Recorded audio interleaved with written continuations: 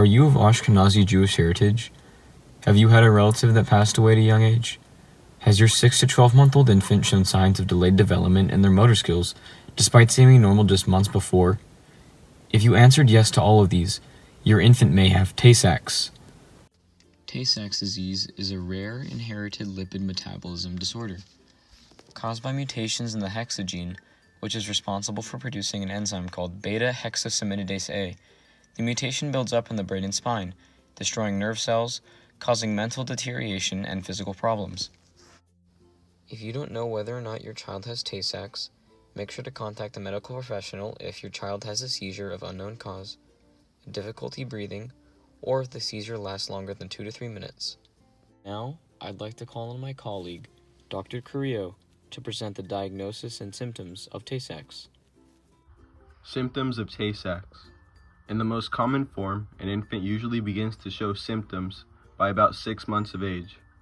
Signs and symptoms of Tay-Sachs disease can include the following: loss of motor skills, including turning over, crawling and sitting up, exaggerated reactions when the baby hears loud noises, seizures, vision and hearing loss, cherry red spots in the eyes, muscle weakness, and movement problems.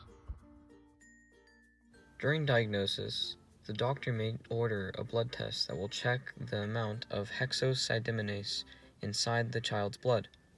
The levels would be low or absent in Tay-Sachs disease. Next up, we have presenting our treatment and prognosis, Dr. John Paul Lim. Children who have Tay-Sachs disease are high at risk of lung infections that cause breathing problems and are frequently accumulating mucus in their lungs. The child may need the mucus using chest physiotherapy to help remove mucus from their lungs.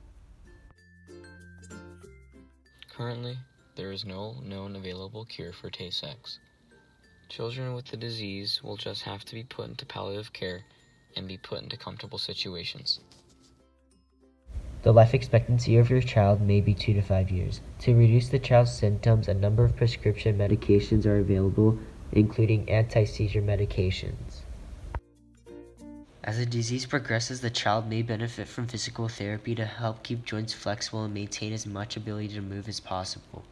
Physical therapy can delay joint stiffness and reduce or delay the loss of function and pain that can result from shortened muscles. Just to review, Tay-Sachs disease is an extremely rare genetic disorder in which hexosaminidase A, which is an enzyme that breaks down fatty acids in the body, is absent. Because of this, there is a buildup of fatty acids to such an extent that they reach toxic levels in the brain and in the brain stem of the child, and they start affecting the nerve cells, causing a variety of symptoms from blindness to death at a young age.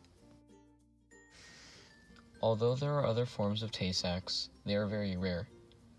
Some signs and symptoms can not only appear in childhood and adolescence, but also in adulthood, but they are usually milder than those seen in the infantile form. Characteristic features include muscle weakness, loss of muscle coordination, or ataxia, and other problems with movement, speech problems, and mental illness.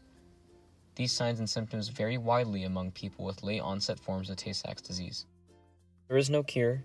Having access to the proper medicine and using the available treatments can alleviate a few symptoms and make the quality of life with the Tay-Sachs patient even better.